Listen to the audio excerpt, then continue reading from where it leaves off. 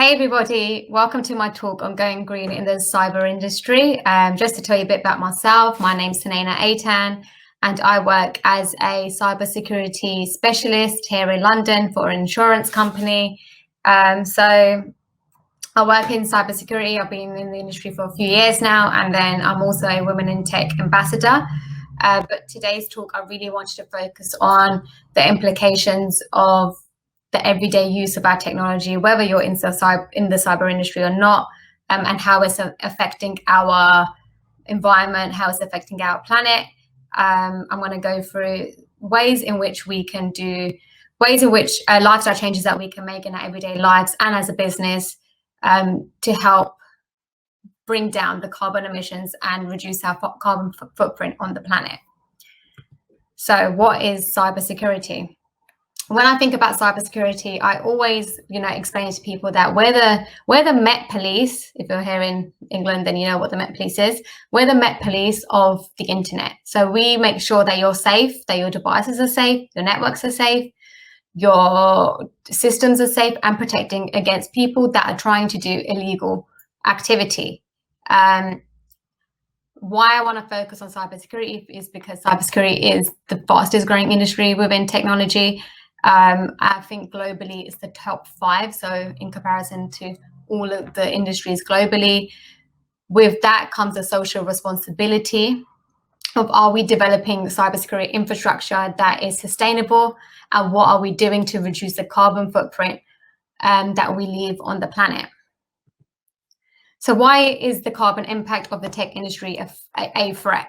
So when we look at if we look at technology as a whole, within the last 10 to 15 years, we've seen the biggest impact and sort of advancement in the technology that's available today.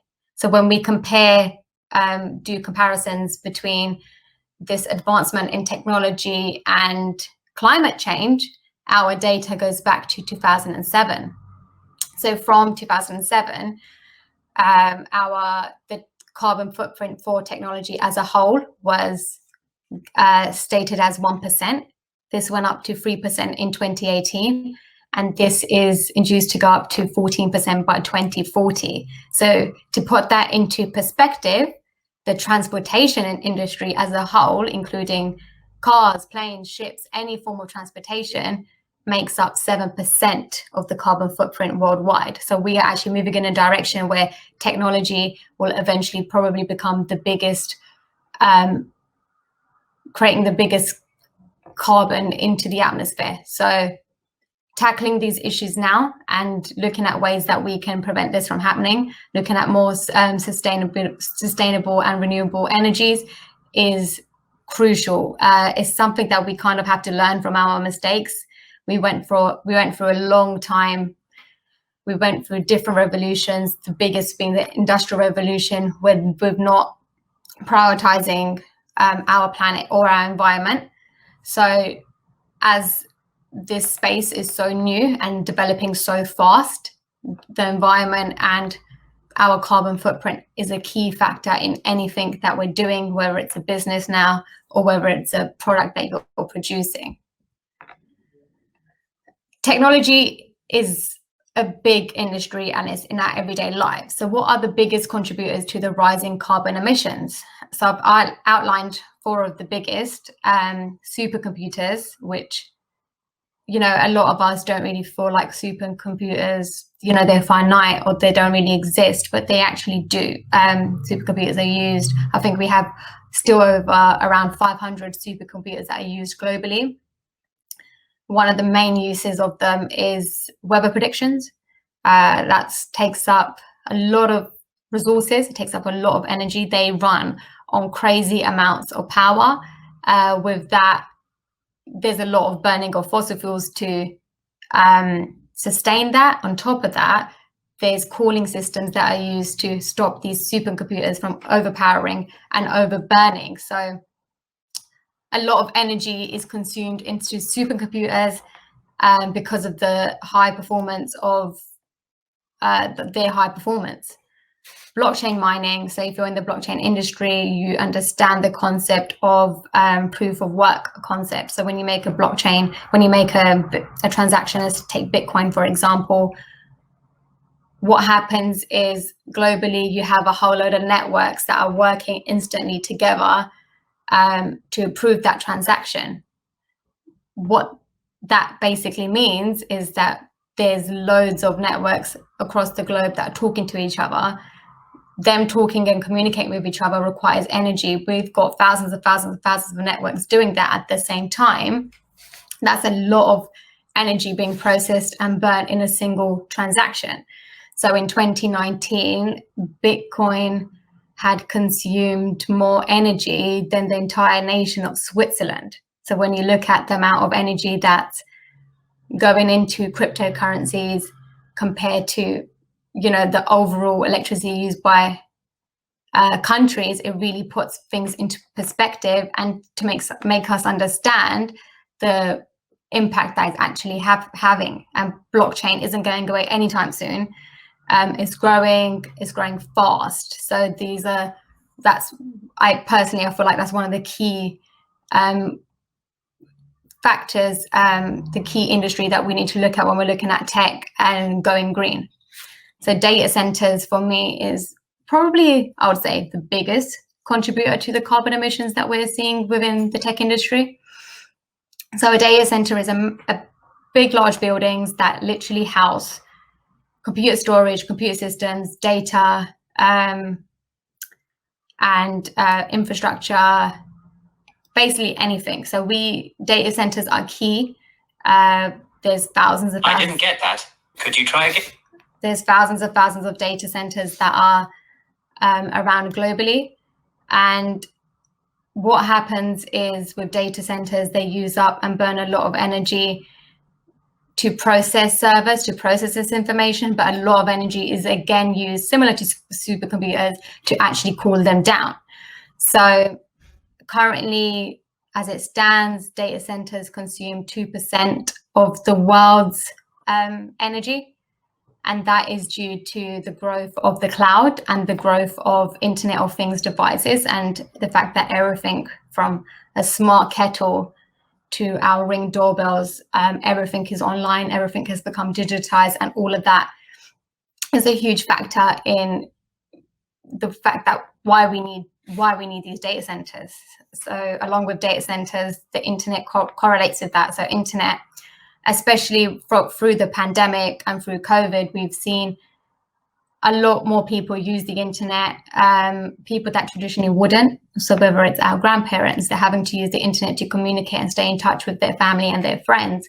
The internet has become a focal point of everything that we're doing, working from home, staying in touch with our family and friends, doing, hours and hours of meetings on Zoom, etc. So now more than ever, we need to think about how we're using the internet. Are we using it in an eco-friendly way, and the implications that it's having? Currently, it stands that the internet uses 10% of global electricity usage.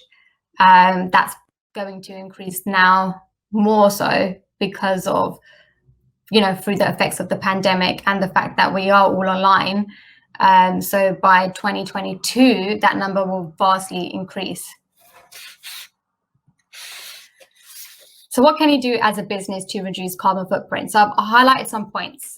Whether you're a small business or a large business, hopefully there's things that you can reflect on throughout this, that you think that you can do and implement in your office spaces or in your general businesses. So the first one being finding products that are designed to be multifunctional, such as surveillance cameras with built-in motion detection. This now, a lot of people are building technologies that come with multi-use, which is great because not only is it cheaper for you, you're not buying 3-4 products that you can now do in the one, but it's also good for the environment. We're not wasting product, and we're not wasting packaging, and we're not wasting transport in doing and implementing multiple things when we have that one device that can do it all. That also relates to the manufacturers that you choose to work with. So look out for manufacturers that use recycled materials for product boxes and packaging. I feel like now people are transparent when it comes to that.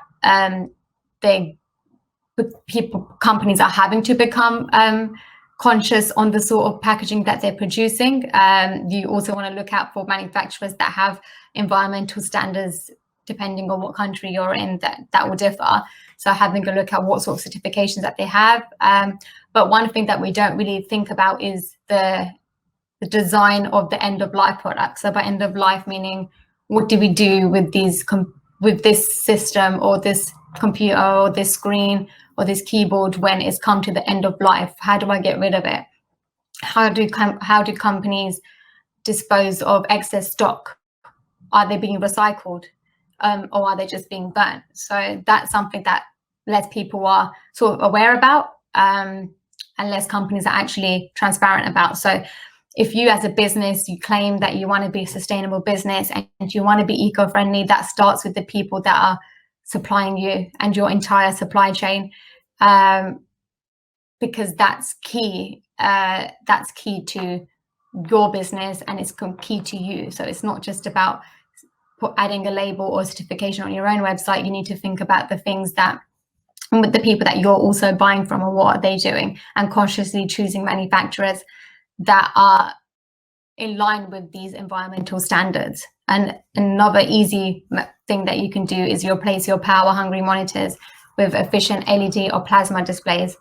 Now that equipment and technology is available because people are becoming conscious on the environment, and people are very much aware of what these technologies, the influence that they have on that. So manufacturers are looking at ways to create more energy efficient products. So replacing in your office, for example, having efficient LED or plasma displays is, to me, an unaffordable, quick, easy solution, and is your one step up in creating a greener office.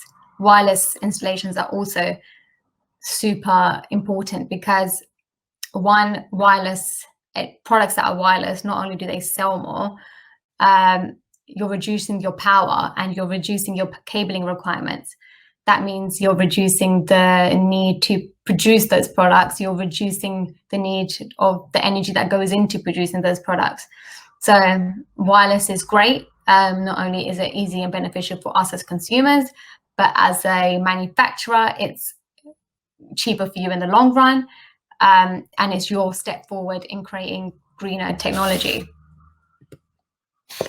Now, if you have a website, so whether it's a business website, whether it's your personal blog or anything, we all know that no website can be created unless it's hosted and you have a domain. What we don't know is that those domains consume vast amount of electricity that has been burnt from fossil fuels. So now we've been introduced to green hosting. So green hosting are hosting services that use renewable energy sources, whether it's solar and wind, to power their web servers. Green hosting is, I would say, like, especially if you're a small business, it's your one step forward to say that my hosting is done by a certified green hosting service. Is not only does it make you look good as a brand, as a company, but it's, again, your one step forward. Fun fact is an average website produces 4,500 pounds of carbon dioxide a year. That is equivalent to driving the average new car for more than 10,000 miles. Websites, we don't realize, we just go on and click on a website, click on it, have fun, browse, shop, whatever we want to do on it, but we don't realize that amount of CO2 is actually released from that. Web sizes, pages are growing. The images that are on the websites, they take up a lot of power. The quality of the videos that are on there, and the information that's the different pages and the different articles, all of those add up. So all of that contributes to the overall emissions released by websites. Another great thing is work towards joining the B Corp movement. So there's loads of movements and corporations out there. A B Corp, I'd say, being a certified B Corp business is very much on the higher scale. They meet the highest standards of verified social and environmental performance. I would definitely recommend as a business for you guys to have a look online. They have loads of ways in which you as a business can help improve your carbon footprint on the environment, and to work towards that goal of becoming a B Corp certified corporation is key, because it makes you reflect on what you're doing as a business and the changes that you also need to make. So back onto the green hosting. If you guys would like to maybe take a picture of this slide, here's a few examples of green hosting sites that are my favorite. So we have Green Geeks, recognized by the US Environmental Protection Agency, as well as great. It's based in the UK and it's got certifications from the UK and the US. They use 100% renewable energy. And DreamHost. With these green hosting sites, they're very transparent. They're transparent in what they're using the energy on, how much of it is renewed, how much renewable energy they're actually purchasing. So, even if you don't have a website, but you might have like a personal sort of blog, or people that have websites, definitely speak about green hosting. I feel like a lot of people don't really know what it is, don't really understand it. If you have a WordPress site, this integrates very, very well. So if you are hosting a website on WordPress, definitely look into green hosting. It is very easy to switch your domains from your current provider. Now, talking about data centers, talking about the data centers, how I was discussing earlier, and now the cloud. So the cloud is the newer version of what we have from the traditional data centers. It's all based publicly. And I'm going to just quickly go through the difference between the two and why using a public cloud is a lot is cheaper for you as a company, but it's also reducing your carbon footprint that you're leaving on the planet too. So with traditional data centers, you can't choose where your data center is located unless you're a big company like Amazon and Microsoft, where you can stand out and build out your own data center, which requires thousands of pounds. You can't choose where your data center is located, whereas with public clouds, they're located closer to facilities that power them. Because of that, it prevents large losses of energy between the communications of transmissions of data too. Another thing with data centers is that they're not regularly updated. That's because of the cost and the time. People don't really see it don't really prioritize it. So if you're working in a traditional data center, or about them, they're not updated regularly. Whereas with the public cloud, the softwares have a shorter life cycle. They're more cost effective, and they are regularly updated. And because they are upgraded so soon, the technology that they bring is not only more streamlined, but it's also has better energy. One of the things that has the biggest effect of data centers on the planet is the fact that they're running constantly. They're consuming a large amount of electricity, a large amount of power for them to run. That's expensive, both on the planet and personally. And now we're trying to think of ways, does this need to happen? Do we really need servers that are constantly running, especially when they're not in use? Whereas with the public cloud, you have fewer machines and hardware because everything is streamlined. So you're using less energy and has a lower impact on the environment. Another key thing with the data centers is that because they're constantly being run, and because there's so many servers, and because there's so many data centers, you need a cooling system to stop those from overburning, to stop them from overheating. That takes up, again, a lot of electricity to power those fans. And sometimes the energy needed to actually cool down the servers is more than the energy that's being actually used by the servers. Again, with the public cloud, we don't have that situation, we don't have that problem. So you're reducing your physical physical product, and you're reducing the waste from that, and you're saving energy. A large data center requires 100 megawatts of power. So that's a lot of power. And to put that into perspective, that can power around 80,000 US households. So if you think about how many data centers that are being used, the thousands that are globally, how much of that, how much energy is actually being wasted, especially with data centers. You know, if you have one and you have your servers located in a data center, then you know that so many of these servers are not all servers are being used. There's a lot of backup servers that are just constantly running that we don't actually need. Whereas I know with the cloud, especially with Azure, Microsoft, you have a pay-as-you-go service, so you can pay for servers as of when you need them. So there's not that waste of storage and that waste of energy isn't there. So we've looked at businesses and we've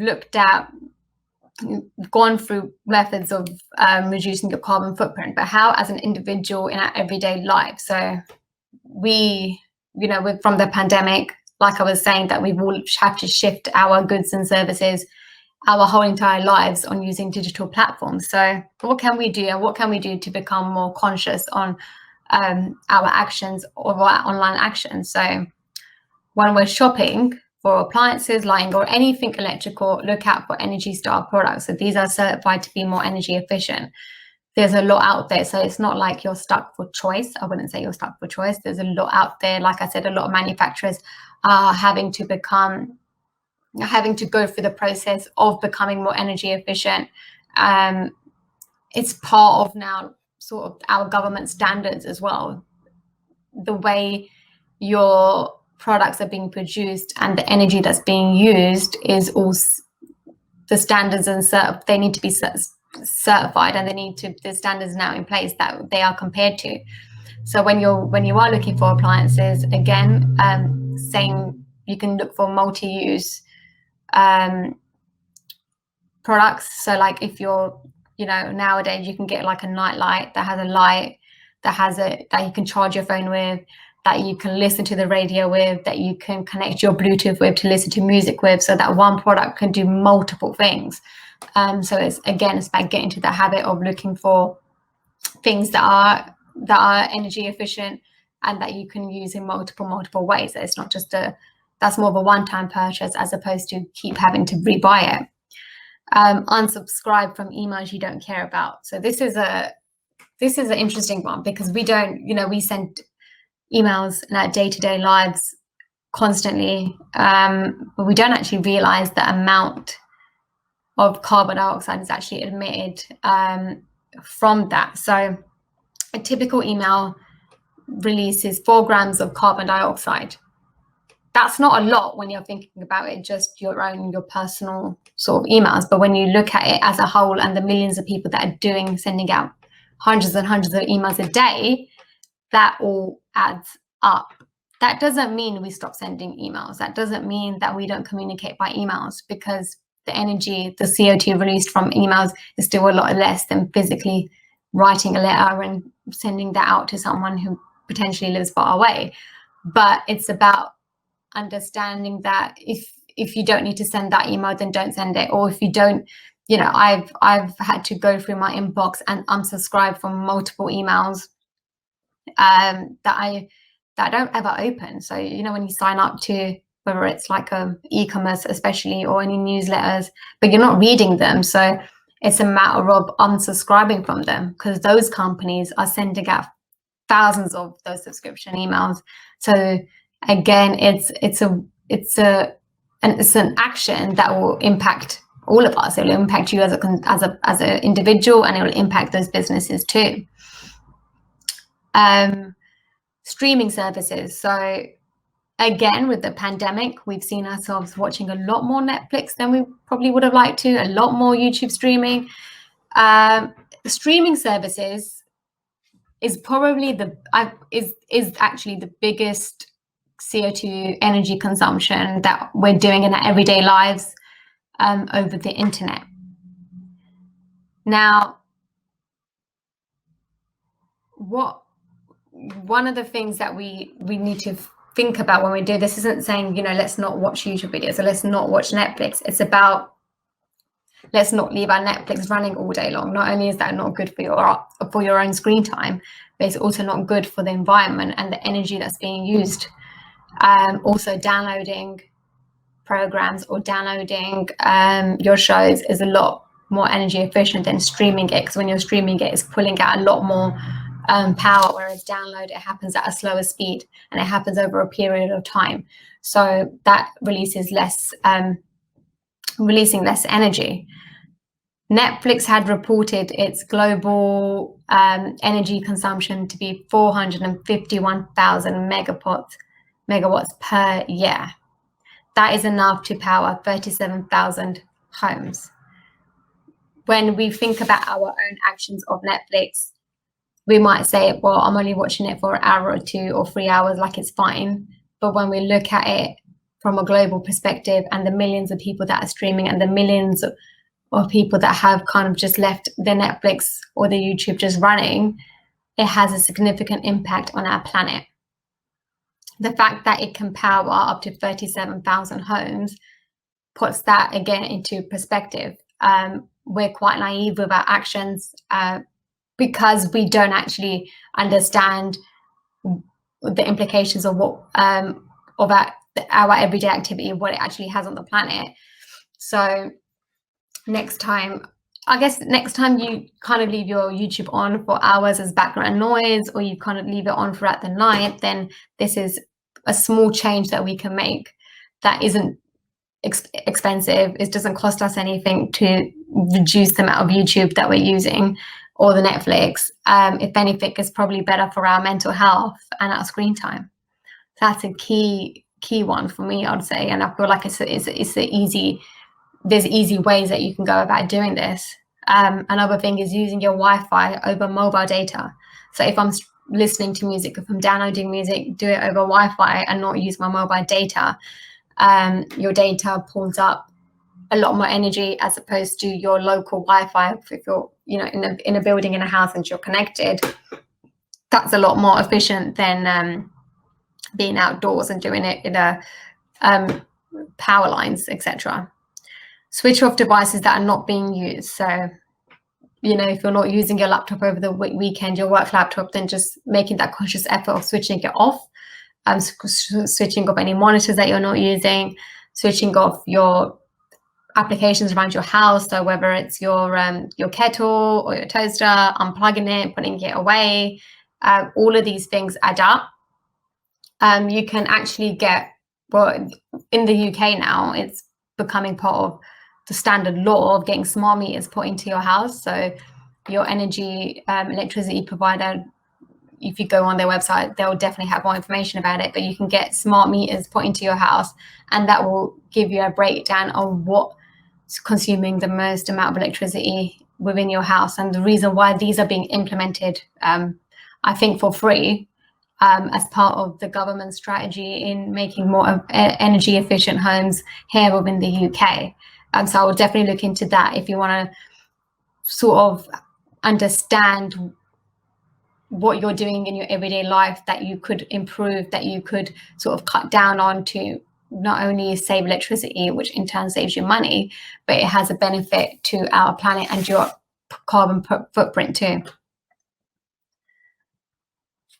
So here's some more fun free tools. The Shift project is great. They've done a lot of research on our environment and technology. I would definitely advise you guys to check them out. They also have a Carbonizer browser extension, so it works with Chrome. So what you do is you just download it, go on the website. It's quite clear on how to do it, and you can download it on your browser. It definitely works with Chrome, and it monitors your activity. So it monitors your activity and it lets you see the climate impact of what you're doing. So if you feel like, that's a good way to see, okay, so I've just streamed 5 hours of YouTube today and I'm going to stream 2 hours of YouTube tomorrow. I want to physically see if that makes a difference and what the stats is from that. I would definitely advise you all to have a look at that. It's just a great, gives you a great insight. I feel like where we know when it comes to climate change and and our planet, we're aware of the biggest thing is transportation. So we're aware about the emissions that's emitted from our cars, and we're aware about that because it's in mainstream media and we see it. But when it comes to our internet online activity, we're not so aware, and that's eventually going to have a bigger impact than transportation. So definitely check that out.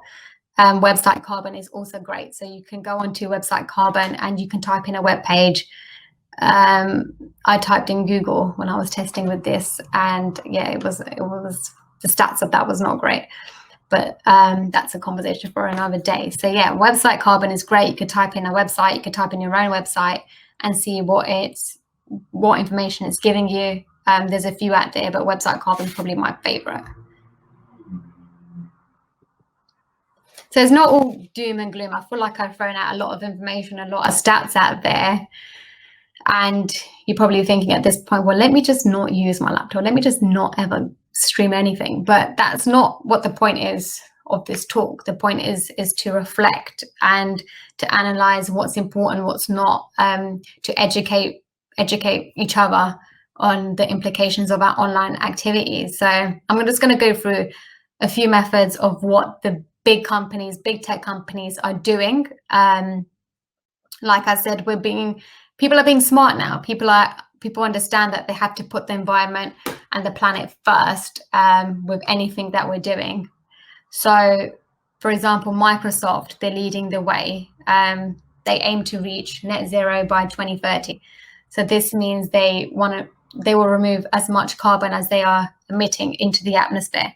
That could be done in various ways. It could be purchasing renewable energy, recycling a lot more. And I mean, when you see these big companies making these moves, the smaller companies or the medium-sized companies will take inspiration from that. It's the same with Amazon now. They planning to become net zero by 2030. Again, with Amazon, it's a bit harder because it is an e-commerce service, a large part of it. So you have drivers, your Amazon drivers, and transportation comes into it. So it's a lot harder for them, but they're investing in technology and investing in AI to make that happen.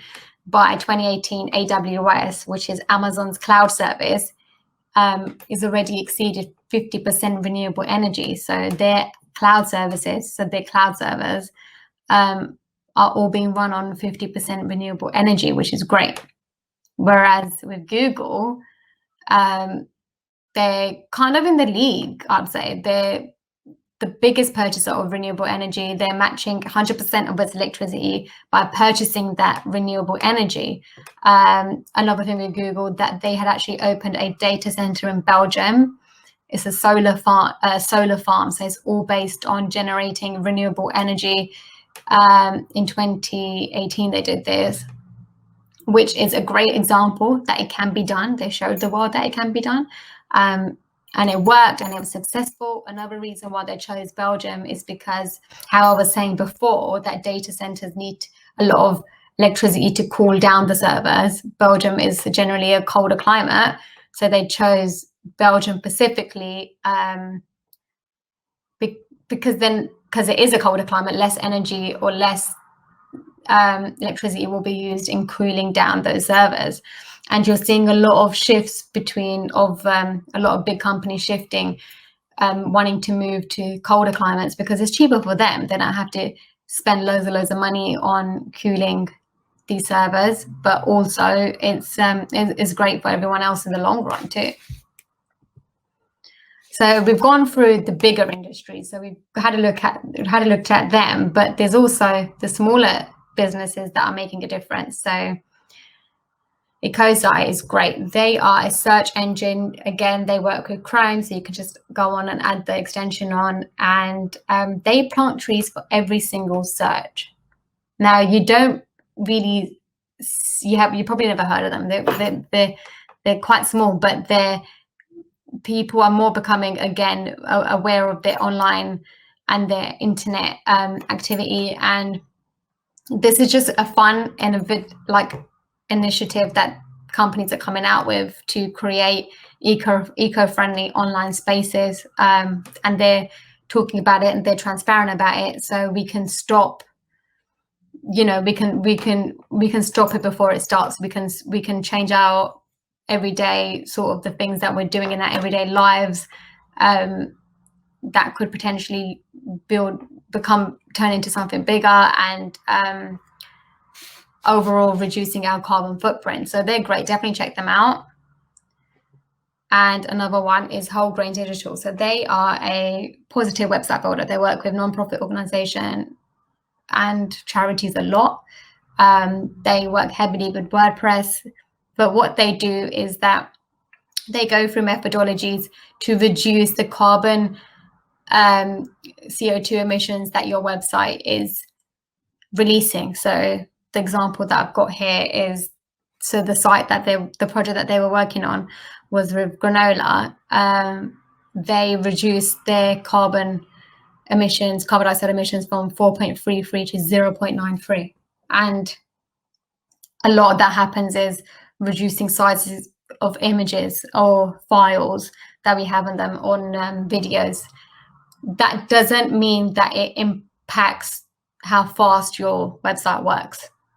As you can see, that the full load improved by 60%. If anything, it's actually gone up. So if you have a website or you're looking to make a website, definitely check out these guys. They're great, especially if it's on WordPress, because they integrate really, really well with WordPress. But also think about, you can reflect on your own website and think, okay, what can I do to make this more efficient? The first thing that I would suggest is go through your images, or if there's any videos, how can you reduce the size of it? Does it need to be as big as it is? Not only will it help your webpage load faster, but you're reducing the amount of energy that's being released, that is otherwise released by loading those images. So I feel like I've gone through a lot, and I've put out a lot of stats, and I've put out a lot of numbers and a lot of information. I just want to reiterate, this isn't about saying I don't want to use technology or being against it. Technology is part of our everyday life, and it will be. It's about understanding, being conscious of our activity, where we shopping small, shopping locally, as opposed to shopping, with places where that are from abroad, etc. That's not only costing you more for shipping, but the CO2 and the energy that's used to ship your products when you can just get it locally. So it's making more conscious decisions. The newer technology that's being released has the impact that it has on the environment. Those are being outlined right from the design process of these products. So the life cycle, the end of life cycle, everything is created and everything is outlined with the environment being priority. So what is this product sustainable? Is this product eco-friendly? If it's not, how can we make it? So the companies are doing great things in doing that. There's standards and government standards that are there now globally in all countries, I would say, that you have to follow. There's also smaller businesses like we just went through that are doing their part as well. So it's about being educated in understanding that everything that you're doing online does have an implication, does have an effect on our planet, but it's about making more conscious and eco-friendly decisions on our online spaces. So thank you for listening to my talk. My social medias are open, so if you guys have any questions, or if you want to know any more information, then just let me know. Yeah, so thank you guys, and I hope you learned hopefully a few things from this, and I hopefully you guys start reflecting on your online activity as well. So thank you.